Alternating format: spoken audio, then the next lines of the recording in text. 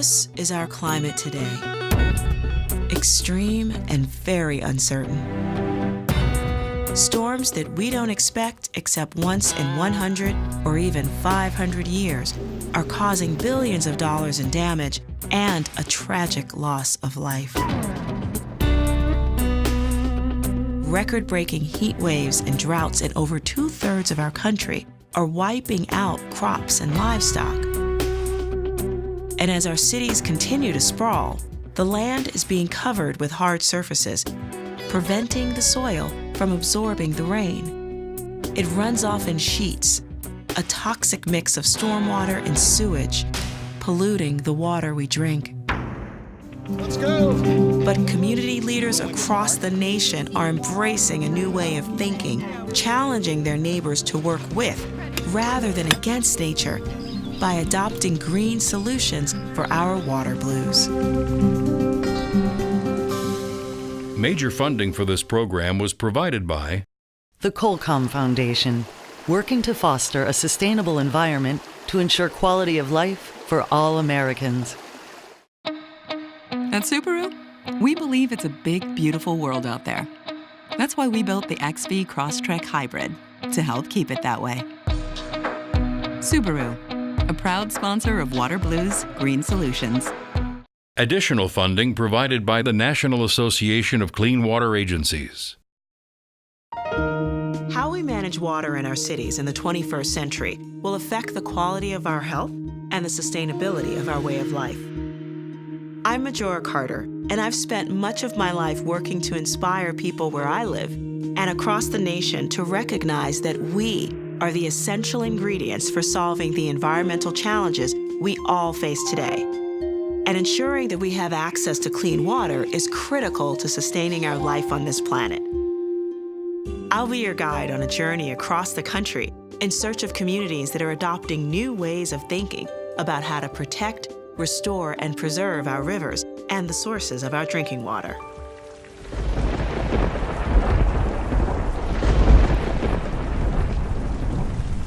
With every storm, Philadelphia is confronted with a major environmental problem that's caused by the rain. Even with as little as a quarter inch of rainfall, the city's combined sewer system can overflow into the Schuylkill and Delaware rivers, the sources of drinking water for Philadelphia. Just had a significant rain event, and the boat is actively picking up the trash and debris. We collect waste, debris, and floatables on the river that occur during land runoff or through our infrastructure.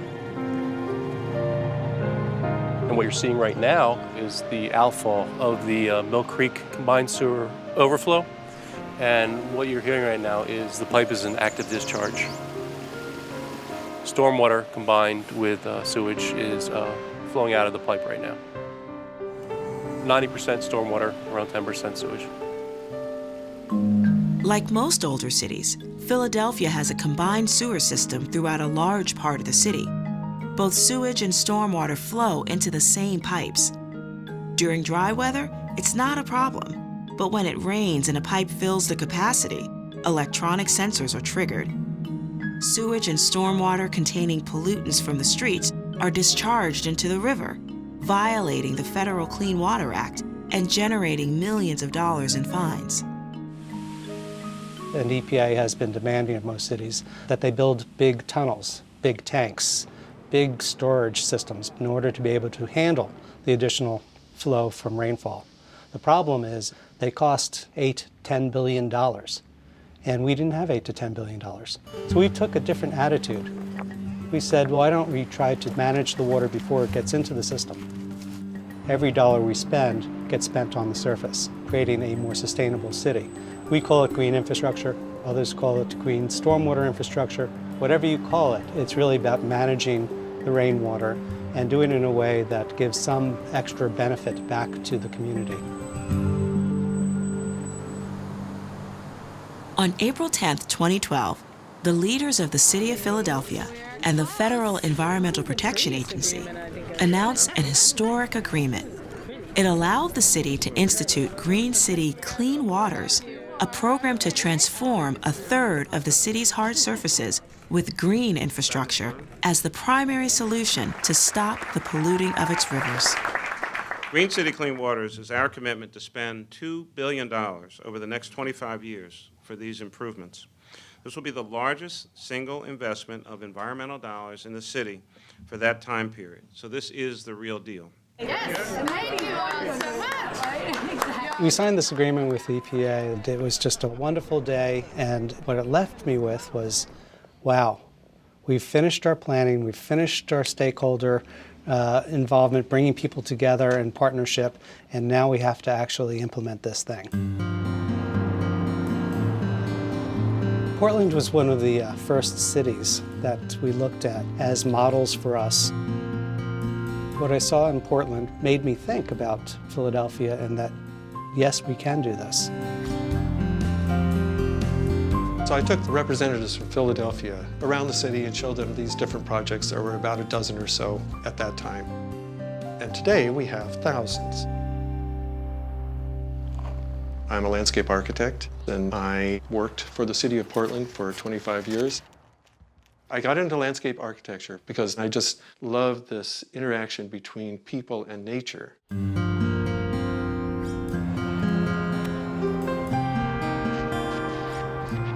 We live in our cities and create these hard surfaces. When it rains, it doesn't soak into pavement, it runs off, and then it runs into the stormwater system and carries the pollutants. The landscape wasn't intended to take that water, so the idea was to change how we design things. So instead of having the landscape higher, make the landscape slightly lower than the pavement, and then let the water run off into the landscape. And then this runoff would soak into the ground. The plants would help make the ground more permeable. You'd get a lot of infiltration, so you would recharge groundwater. Just do it opposite of how we have been doing it. Well, what if you don't have landscape? Or what if you have a building and that's all there is a building? And then it struck me, well, why not put the landscape on the roof? Would it manage stormwater? And I did that and tested it for 2 years on my little garage, and it worked. We put green roofs on as many public buildings as we can. We have many now private developers putting green roofs on their buildings because there are demonstrated benefits to it. It holds the water, it evaporates some of that water back through the plant material into the atmosphere. So you're sort of mimicking nature. Philadelphia appears to have said, green infrastructure works, and let's use it in our plan to meet the requirements to solve our combined sewer overflow problem. And that's very impressive because they're the first city to do that. Our goals are to place 10,000 greened acres around Philadelphia. That is a dramatic change. We're talking about doing it over a 25-year period. So this 5 years is really the experimental time. It's the time when we figure out what are the good designs for how you take water and infiltrate it into the ground.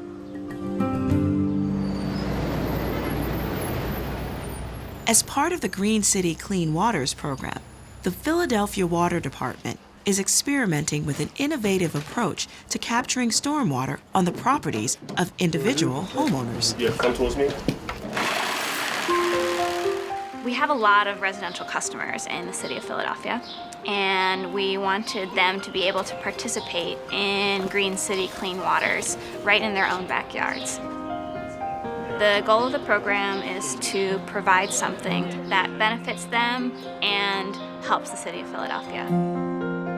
And so through the program, the water department helps pay for the cost of installing stormwater management tools. So if the water from your front walk is running into the street, then that would be a good opportunity for us to do something. So I've been with the water department a year now, and I studied urban and environmental planning, and I was really interested in Green City Clean Waters. Philadelphia's leading the way there, and I wanted to be a part of that. Whatever shape means. The water department will reimburse up to a 6-foot long planter box. Okay. On this particular property, she has a couple of good options, one of which would be a rain garden in the front yard, which would be, a nice little landscaped space. It'll look great. It'll soak in a fair amount of stormwater.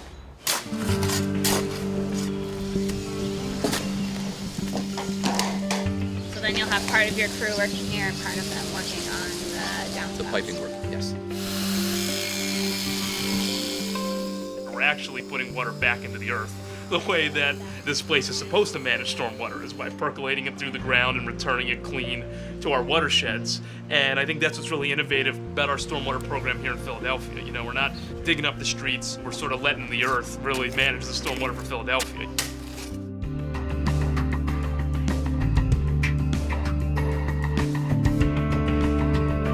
It's really one drop at a time. We're helping educate homeowners on things that they can do, and we're trying to reduce runoff from every property where we can. So one house here, one house there, pretty soon you're talking real impact. Providing incentives to homeowners is only one way to change how a city manages stormwater. The Philadelphia Water Department is also attempting to have a major impact on its commercial customers by instituting a new charge for stormwater. So the more stormwater you send into our system, the more you should pay for that. How much land do you have and how much of it is impervious, and those two things determine how much your stormwater bill is going to be. Newman Company is a paperboard manufacturing company. We take newspaper, corrugated, mixed office waste. We combine it in process, we clean it, we screen it, we refine it. We sheet it, we sell it to our customers, and they'll form it into a package. Water is the lifeblood of any paper mill. It is what facilitates manufacturing. We will be close to $700,000 next year for our water expense. It's a lot of money. The implementation of the stormwater charge really sent us over. That's when we realized that there are things that we can do that will save us money. The best motivator was hitting you in the wallet, and it was very effective. We explored ways that we could potentially implement surface water management strategies. We constructed a drainage system to harvest the rainwater from the roof of this building. Now that water is conveyed to this storage tank here, about 30,000 gallon storage tank. The rainwater is harvested in that storage tank, is introduced into the paper manufacturing process. And it is displacing water that we would otherwise have to buy from the city. I'd love to say I have altruistic intentions, but I must say that the driver initially was the economics. It made economic sense to implement these changes. The way green infrastructure works and the way it becomes cost-effective is when you balance green infrastructure with other growth and development needs of a city. When you build a green street by itself, it costs $1 million. When you build a green street on top of a sewer relay, where you're already going to have to rebuild the street, the green street portion of it goes down to $300,000. The big time to make the change is when something is being changed already. Educating the public about managing stormwater includes reaching out to parents, teachers, and students at local schools. With financial help from the Water Department, Greenfield Elementary, in the heart of Philadelphia, was one of the first schools in the city to redesign its schoolyard to prevent stormwater runoff. The schoolyard was completely all asphalt. There was 2 large green dumpsters that would ooze trash muck on a daily basis. So when it would rain, those pollutants would run into the stormwater system and run out to the Schuylkill River. My hands are wet. There's now a play space for kids that actually is a play space and not a parking lot. In addition, the water percolates down through the semi-permeable surface and is diverted by these mounds that allow the water to percolate through instead of running out and into the storm drain and out to the river. Parents really drove the process, and we were able to team up with the water department. They saw us as a good pilot project because we had a motivated group of parents and teachers to set an example for everyone else. The schoolyard now is about 50% porous, including 2 rain gardens and an agriculture zone. Another beetle grub. Oh, another one! We also use it as an educational outdoor classroom. We have 4 beetle grubs. That's awesome. So teachers will bring classes out here to work on various different projects. When we come out tomorrow, we're going to collect all the samples. We're going to take a good look at what we have. Once they put the gardens in, we had soil, we had trees, organisms started showing up. We started migrating outside and using all of the gardens as part of the science lab. Do you eat beetle larvae? No. Has 2 legs per body segment, so what's it going to be? Now that we have the gardens, we just have everything we really need here, and we don't have to go to other places. Now we can just use our own environment as science. So many small changes we can make have such a large impact. Just by doing a small urban garden, the amount of water you can absorb and then enhance your environment is incredible. So the more awareness we can raise through our kids and through our teachers and our community of what really should be common sense. And sometimes we get stuck in a rut, not realizing that we're accepting something that could easily be changed and improved. Transforming how a major city manages its stormwater can't be accomplished by one city agency alone. To transform the fabric of a neighborhood, it requires partnerships with grassroots organizations with boots on the ground. We are a nonprofit that does free critical repairs for low-income homeowners. That includes energy efficiency work, health and safety repairs, and anything critical to a home. But we cluster that work on blocks where we do multiple homes. Brown Street. And today our focus is on the stormwater management piece. Today we are installing downspout planters, and that's a box that goes at the bottom of a downspout, and it manages roof runoff that comes down your downspout, and you can plant it like a regular planter. I've learned about sustainability and consumption and all of that, and that's a good way to conserve water. And also it looks nice when you put your flowers in there. I want to put mint in mine. Yes, I'm going to make tea, but I'm going to make mojitos also. The water department has taken a truly grassroots approach to sort of, we'll do it bucket by bucket, house by house. We absolutely hope that we can educate more people about the environment and stormwater management specifically for the water department. And I think we've been able to build community as well. Smaller pieces of glass, and we get a container. There's containers. And we also have a group creating the beginnings of a community garden on a vacant lot. The garden project was my idea, so I want to just see it all come together. We're going to start with some tomatoes, some lettuce, some peppers, some okra, some beans, and just, look forward to planning for next summer's crop. I think those are going to be flower beds over there. Our neighbor wants to make this like a garden, and she wants to make this a park for the kids. So I think we're going to kind of we can play back there over here and make the garden over there. So, woo! Really can't breathe though. It's going to be wonderful for the children to have something to do. It's going to be wonderful once the vegetables start sprouting, we'll have something to eat. It's going to be wonderful for passersby that we can see the sheer beauty of it all. And it's just a good thing. I'm very happy about it.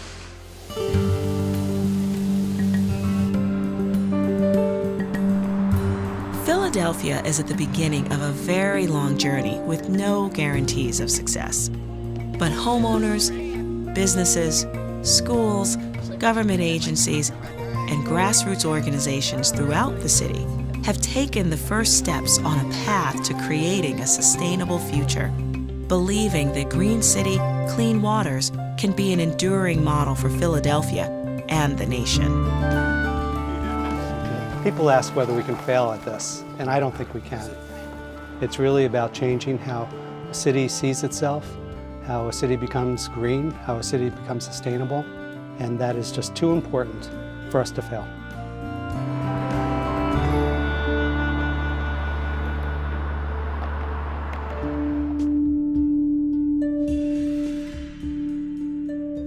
how people in Philadelphia are building a green infrastructure to keep their rivers from being polluted by runoff from too much rain. But how are areas in the country that are experiencing record-breaking droughts solving their water blues? Adopting green solutions in the chronically parched Southwest means conserving and protecting limited sources of water and thinking anew about how we use our land. San Antonio was settled along the springs and rivers that emerge from an underground limestone cavern of water known as the Edwards Aquifer. 2 million people living in the San Antonio and Austin areas depend on the aquifer's clean water. That Edwards water that we sit on top of and that we pump out of wells, it's clean, we don't have to treat it, we put a little chlorine in it, fluoride too, send it to your house. That we'll never have any water cheaper than that.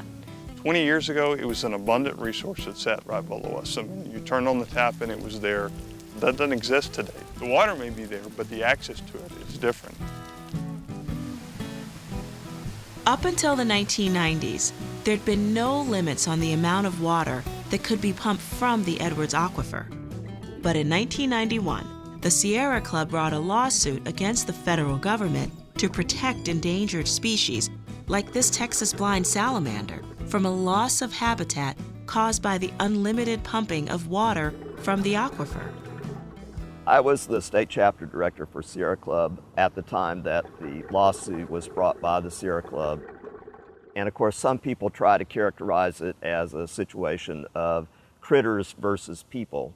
But the spring flows provide the majority of the base flow of the Guadalupe River system that goes all the way to the coast and provides water for industries as well as for commercial fishing industry. And so the Sierra Club was trying to come up with a way that we could manage water resources so that everybody could benefit.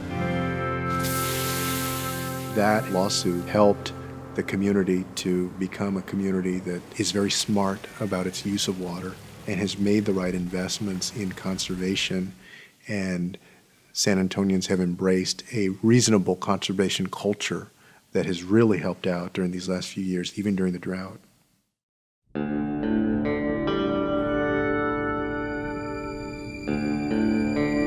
San Antonio is in another year of drought, its third year of extremely high temperatures and very little rain, causing lakes and rivers to dry up and threatening the livelihood of farmers and ranchers. All of 2011, it just didn't rain.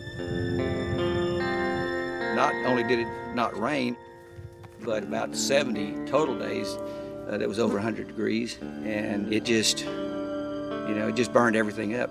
There was just no vegetation on the ground. Nothing that was edible for cattle anyway. We had to finally make the decision to vacate the ranch, take all the cattle off, and sent them to Missouri. It was pretty painful to take everything off of here, but it was what needed to be done. Here we are, August the 3rd of 2013, and we're back in almost as bad of conditions.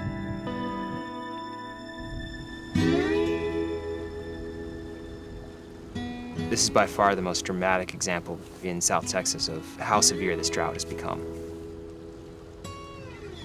The lake's dropping almost a foot every couple days. It's now 4.9% full. This is 10% of San Antonio's water supply, and the water quality now is too low for the city of San Antonio to be able to treat the water. Farmers were cut off last fall, and now everyone's just waiting for the lake to fill up again. I'm the water environment reporter at the San Antonio Express News. For my job, I kayak because it gets me right onto what I cover. This could be the new normal, and that is terrifying. And if you allow that to go, then that means no lawns, no more growth. That means no more businesses coming to town. That means you have to act like you're living in a desert.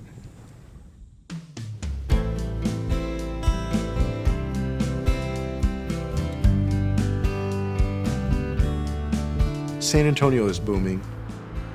There are a lot of folks that are moving in from different parts of the country, and they have different expectations about what their lawn should look like. I mean, personally, it's hard for me because I didn't grow up with much of a lawn, and that was very common in San Antonio. But I do think that a lot of folks do have this expectation that they're going to have this lush lawn 365 days out of the year.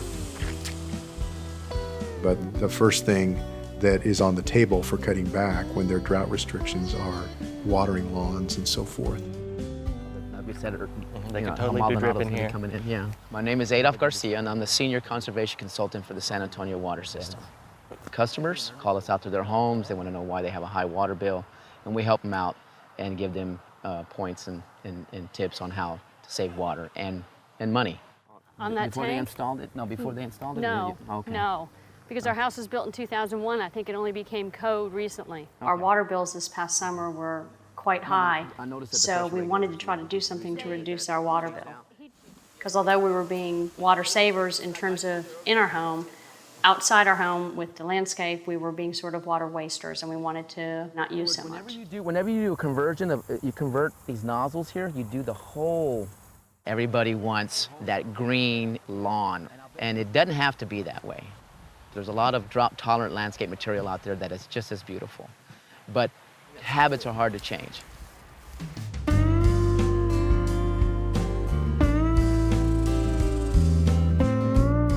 I've been mowing lawns since I was probably 10, and I decided I didn't want to ever mow a lawn again. Plus, we're big believers in conserving where you can. We had a landscaper we'd worked with before, and my only direction was no grass, lots of color, and low maintenance, and we're just thrilled with it. You know, eating the natural nectar and the color of the plants also attracts them. I specialize in xeriscape landscaping, which is the usage of low water requirement plants that require less water, but you also get a more interesting looking landscape. 5 years ago, I used to talk to people about xeriscaping, and they'd say, well, that sounds interesting, but I want a lawn. And now it's like everybody has come full circle, and everybody's saying they want to reduce their turf areas and they want drip irrigation. They're water conscious because we've been in a drought for 3 years, and this is a cyclical, periodic thing that is going to come back again. Look at the part of Barbados. The citizens of San Antonio are very aware of the water situation in comparison to any other city. Depending on the level of the aquifer, we have drought management stages, stages 1, 2, and 3, 4, and 5 even. All it is a restriction on lawn watering. And so we don't even have a restriction on how much you can use. It's just a restriction on when you can use it. And so depending on the stage, our residents can water once a week, and the stage after that is once every 2 weeks. Everybody knows about the aquifer level. It's announced on the news, it's announced on the papers. People talk about it all the time. Are we in stage 1 restriction, stage 2, stage 3? People don't always follow through on what their restrictions are, but they're aware of it. Good afternoon, San Antonio Water System. It's Elizabeth. How may I assist you?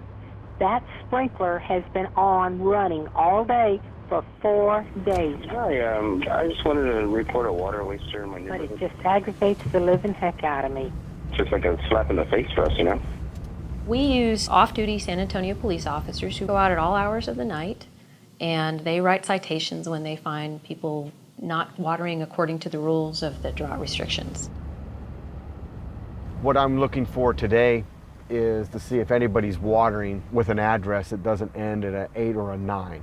If anyone else is watering with that address, they'd be in violations. They have their separate days to water. If we do find a violation, we'll file a case with our municipal court, and it's a Class C misdemeanor, punishable by up to a $500 fine. So the more that... Okay, there's one. I just got to check the address. Oh, they're in compliance, 1619. I couldn't have enough water police in San Antonio to enforce drought rules if the majority of the public didn't fundamentally think it was the right thing to do. Big cypress tree is that? It's called Marriage Island because of the many weddings that take place there. This is the Riverwalk, a favorite destination for tourists and an economic engine for the city. It's hard to imagine from here that San Antonio is in the midst of another year of drought.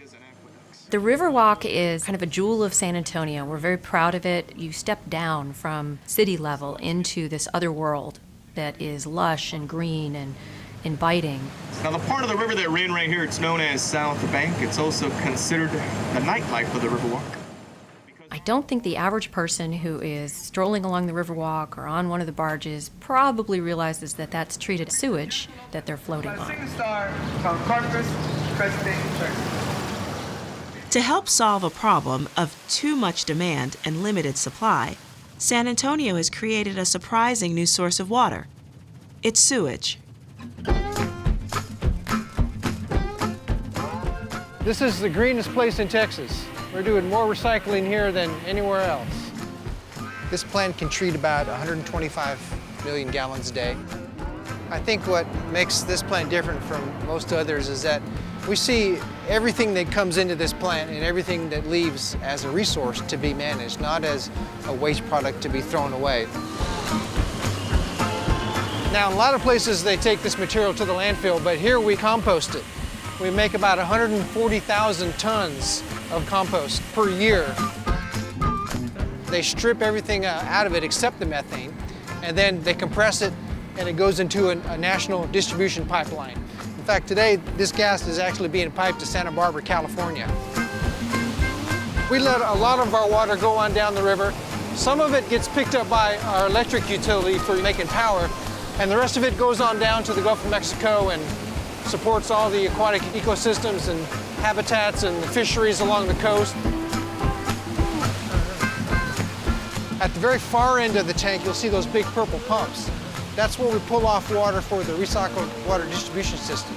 This is going up to all of our users in town, which are the golf courses and also the Riverwalk downtown.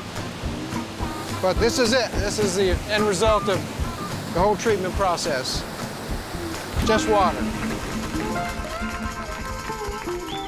Even with its efforts to conserve water and reuse it, San Antonio Water System is actively buying Edwards Aquifer water rights from farmers west of the city.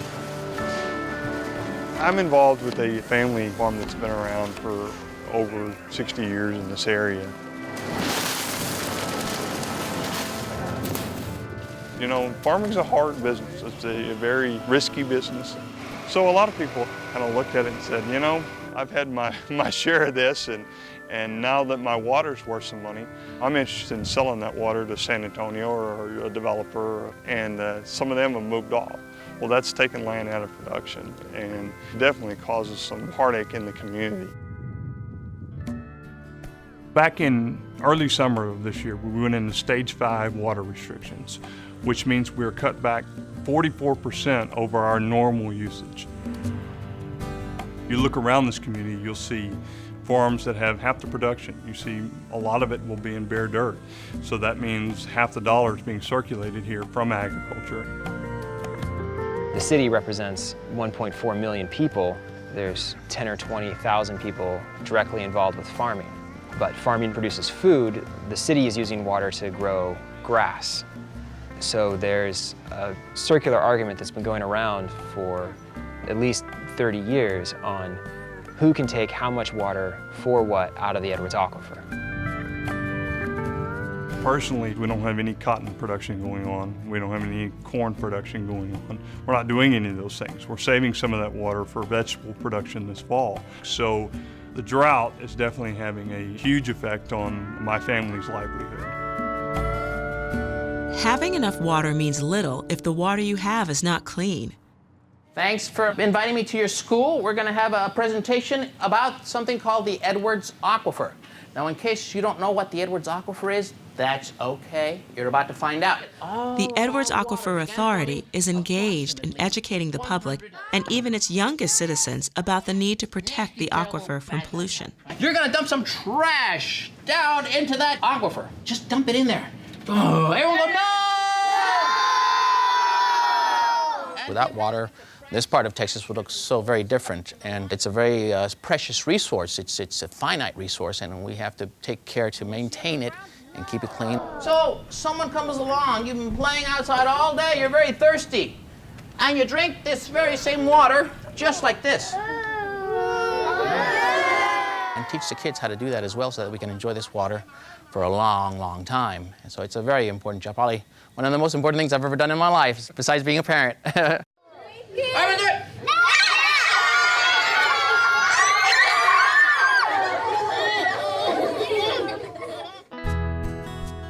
Rainwater enters the Edwards Aquifer through cracks in the land, caves, and sinkholes, and then raises or recharges the aquifer's water level. Stormwater that enters the aquifer carrying oils, pesticides, and other pollutants contaminates the water below. To prevent contamination, the citizens of San Antonio pay a sales tax to support a conservation easement program in areas where the aquifer is recharged. The city of San Antonio purchases the development rights on these ranches out here. This is assuring that there will be recharge to the aquifer and that these areas will not be developed where you get less quality recharge. Morning, Doug. It's been about a year, hasn't it? Yeah, it has. How you This is get? John. Hey, John. Good meeting you. Good meeting you. I supervise the easement monitoring program for the city of San Antonio. We look for any kind of development activity that's not allowed, any kind of storage of chemicals that might not be allowed on the recharge zone. Pretty much just document year to year any changes on the property so that over time we can keep an eye on what's going on out here. We pump up the hill for water, and here's tanks for animals. Anyway, let's get down here to the first monitoring point. So this is what the monitoring points look like. They're just posts in the ground. And then we take pictures to document the surrounding area. We want to save this ranch for our children. If we would have sold it, it was gone. We could have had some money and banked it and probably spent it, who knows, but this way, we sold the development rights. We don't want it developed anyway. Do you want to go up there and we can do that one? We've got caves on the property. We've got recharge features here to where the water just runs into the ground.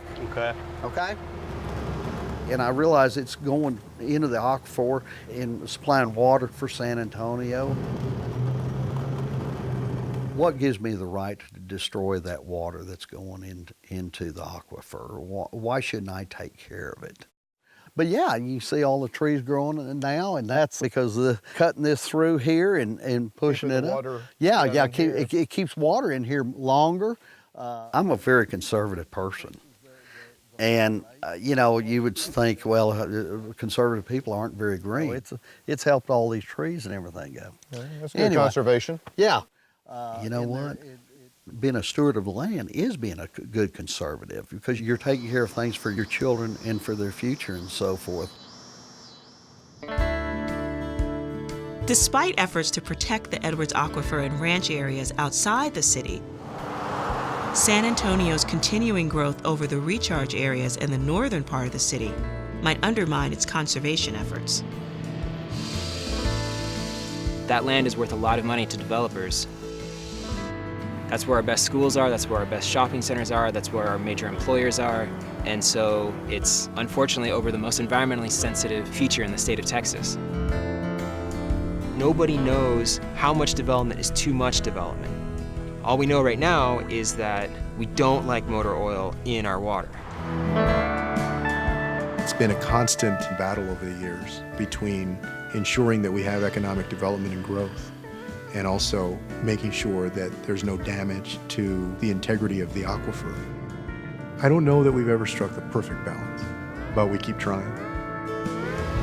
What good does it do me to try and protect it here, yet another part, they're dirtying it up, and this water basically gets mixed together. No, I would like everybody to be on the same page. I'm on that page, and my neighbors are on that page. Why not have everybody on the aquifer on the same page? When it comes to water, there are no easy answers.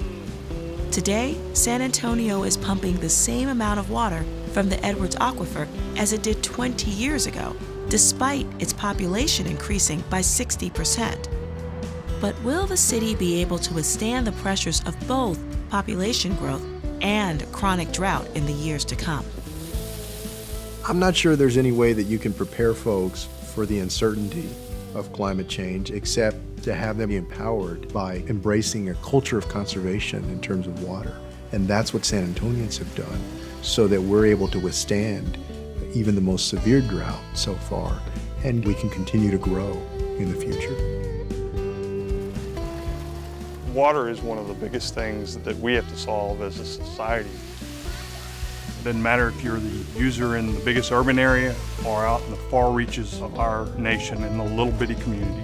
We need water for our daily lives. We need water to grow economically. So we've got to have water to thrive as a nation moving forward. It starts and ends with water.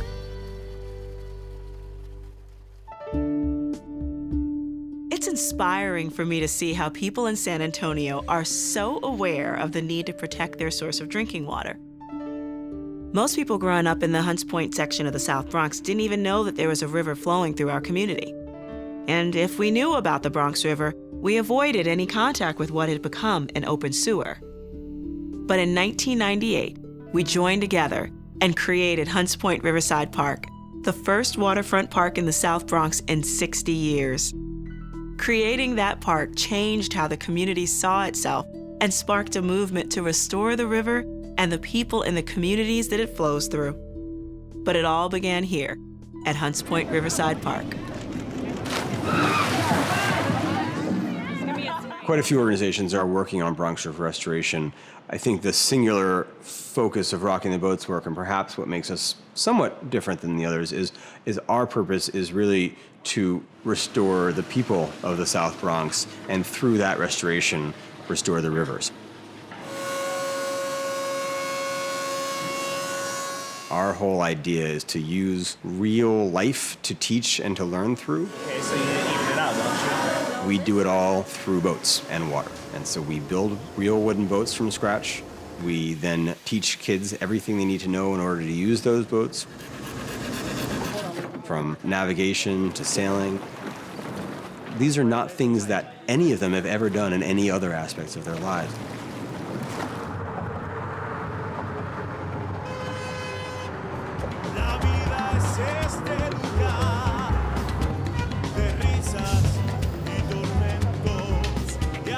In my neighborhood, there's drug dealers, there's drug users, there's drug abusers. There's more liquor stores than there is schools in Hunts Point. And you got hookers up and down the block when you see them. So it's just like, you know, it's not a place to raise a family. You know, Rocking the Boat came to my school and they offered their program. And I was like, oh, rowing a boat? Okay, that's nothing. I just thought it was rowing boats. So guys get in the ready position. That's what you gotta do. So now she puts forward, now you're gonna push forward. Once I got it up in the water, it was like a whole nother world. You don't even recognize Hunts Point from the water. It looks beautiful when you're out in the water. You're more relaxed. When the first time I got in the water, I was relaxed. I was not as hyper as I usually am. I was just, calm. That's when I realized, like, nature to me is just like, it should be my partner. I got it. All of the science and restoration we do on the Bronx River is run through a filter which asks, is this work dynamic, powerful, medium to do youth development work with middle school and high school age kids? If it's not, we don't do it. So you're gonna be very careful pulling this up. We are growing mussels and seaweed, both of which eat nutrients and filter nitrates. We're working with the University of Connecticut and growing what's called Gracilaria, a species of seaweed. And the purpose of these is to treat sewage once it's been released, in this case from the Hunts Point wastewater treatment plant, which releases water far from clean. So you put it down until you don't see the sticky disc. And then put it up very slowly, put the line up. So who wants to start? We got 2 calipers, so maybe you can take turns going 0, 1, 2, 3. 16.2. We are also working with the National Oceanic and Atmospheric Administration to grow the mussels from a 20 by 20 raft with lines hanging down. The mussels are growing along those lines. Oh, look at that. Carefully. Yeah. Great. We'd like to get some numbers for what an individual mussel is capable of filtering out of the water and how they grow, depending on what's in the water. And it'll grow mussels and then nothing happens. Right. And then we also have many thousands of mussels on the raft, so we can use some extrapolation techniques to see, well, if 1 mussel or 100 mussels can do this, maybe 1,000 mussels are able to do this. And if we were to set up multiple rafts, how much could that impact on water quality issues? Have a good life. So we've really learned to become mussel farmers. My wife jokes that we're just getting the mussels to do all the work for us. And she's actually not wrong about that. That's exactly how it works, and that really is what green infrastructure is all about. This is my 5th year in rocking a boat, and while my time in rocking a boat, it has changed my perspective on where I want to go. I want to be a law enforcement agent, but for the environment, environmental protection, basically, to make sure that people are treating nature the way they want to treat a person. Good.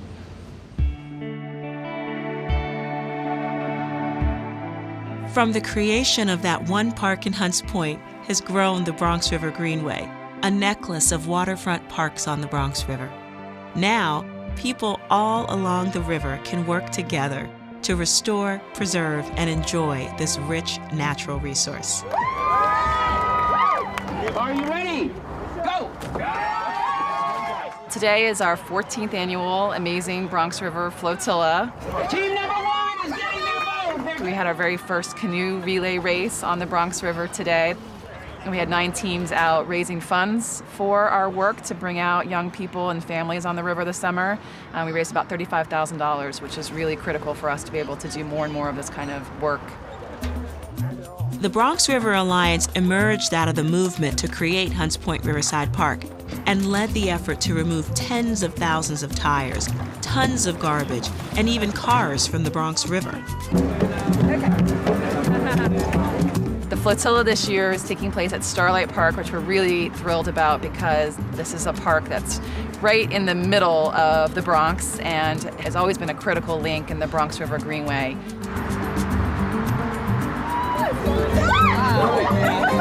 We had to go far away to find trees and grass when I was a kid.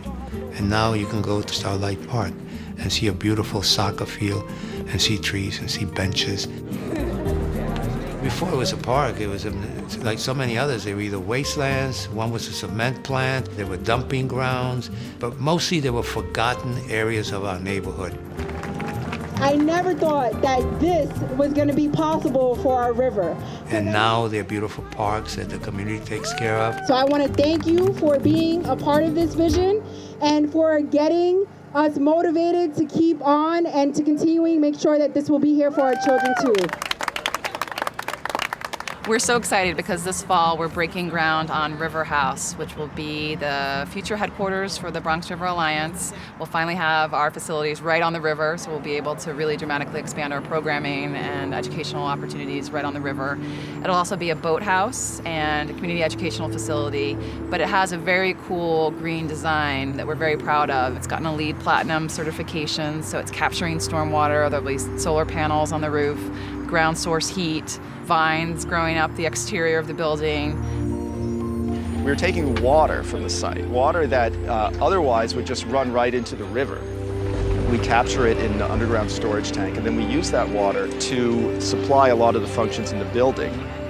But then these vertical walls are irrigated with rainwater. In hot weather, the water goes in through the roots, evaporates, transpires through the leaves, and it'll create a microclimate. It could reduce the temperature around our building by 5 degrees or more. And it wouldn't be maybe such a big deal if this was happening in Lower Manhattan or in Greenpoint, Brooklyn, or some of these places that have become so very gentrified and very expensive. But the fact that we are devoting this kind of attention to this community, I think is really exciting and totally appropriate.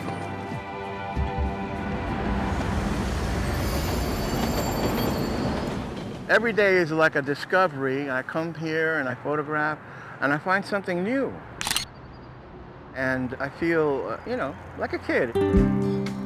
I like to start from Starlight Park here and take the Greenway and all the way down to Long Island Sound. And as I go through each park, I try to document all the migrating birds that are inhabiting the river. Just this past year, I've seen the biggest increase in biodiversity. The ospreys came, the herons came, the egrets came to the foraging. This is very important. The restoration of the human community around the river is even more important than the biodiversity. They're both important, but they go together. It's a huge effort by lots of different agencies and people that have resulted in what's happening right now. People need to understand that we're no different than people in the suburbs who are preserving that lake, that we're no different than people out west who are preserving the grazing lands, who want the open spaces kept open. We're no different. It's just that we are in cement and asphalt, and we're trying to do something out of that.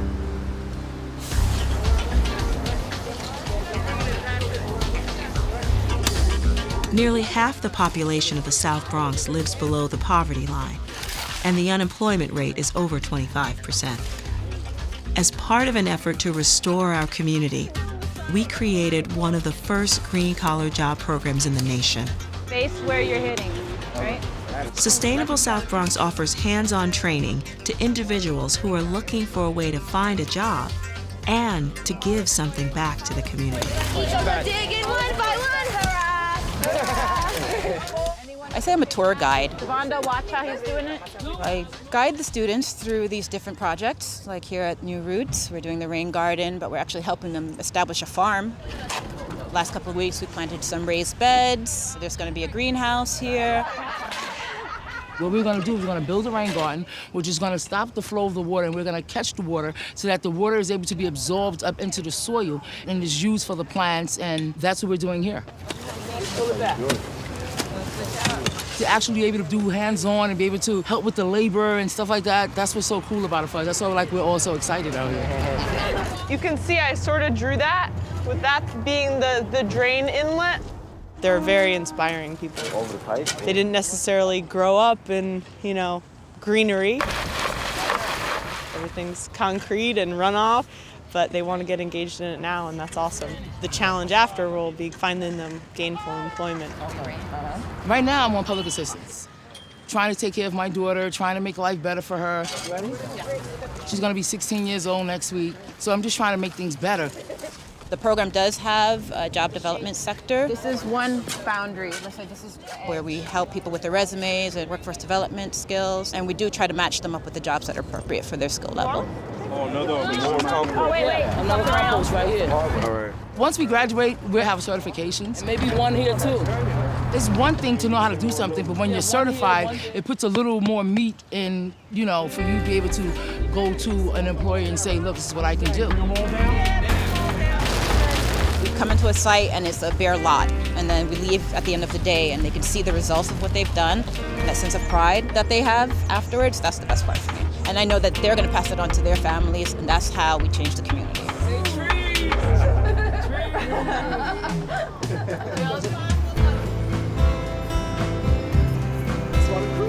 That's right.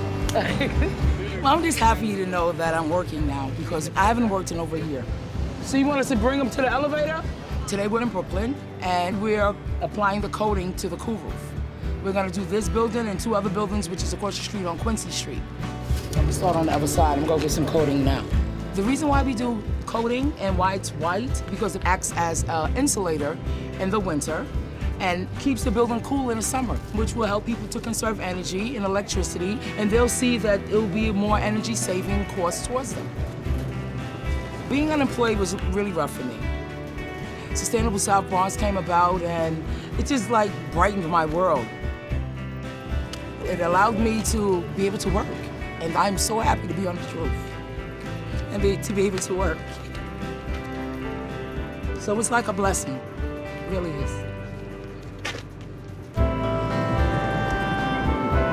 The Bronx River was what started it all. Then all these other programs grew out of the fact that the river was there, that it was getting clean, that there were federal dollars involved, that everybody was involved. It's not a river, it's hope. And roll. It's not a river, it's about a community saying we're here and we want to make ourselves better.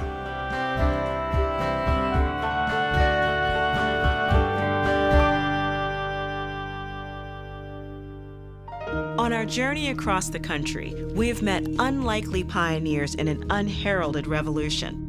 They come from all walks of life, but each one, in their own way, is taking action to protect rivers and vital sources of drinking water while improving the quality of life in their communities. While their green solutions emerged in response to the water blues of Philadelphia, Portland, San Antonio, and the Bronx, we can draw inspiration from their examples of working with, rather than against, nature to help us create a sustainable water future for our own communities. I'm Majora Carter. Continue the journey online at waterblues.org and find out what you can do to solve your water blues.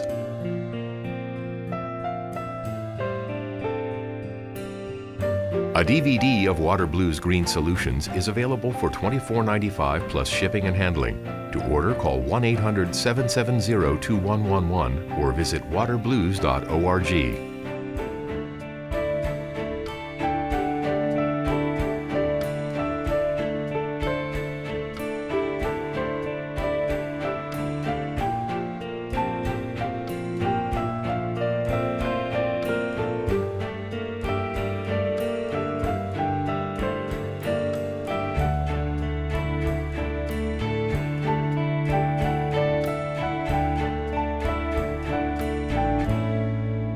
Major funding for this program was provided by the Colcom Foundation, working to foster a sustainable environment to ensure quality of life for all Americans.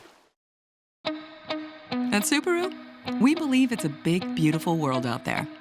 That's why we built the XV Crosstrek Hybrid, to help keep it that way.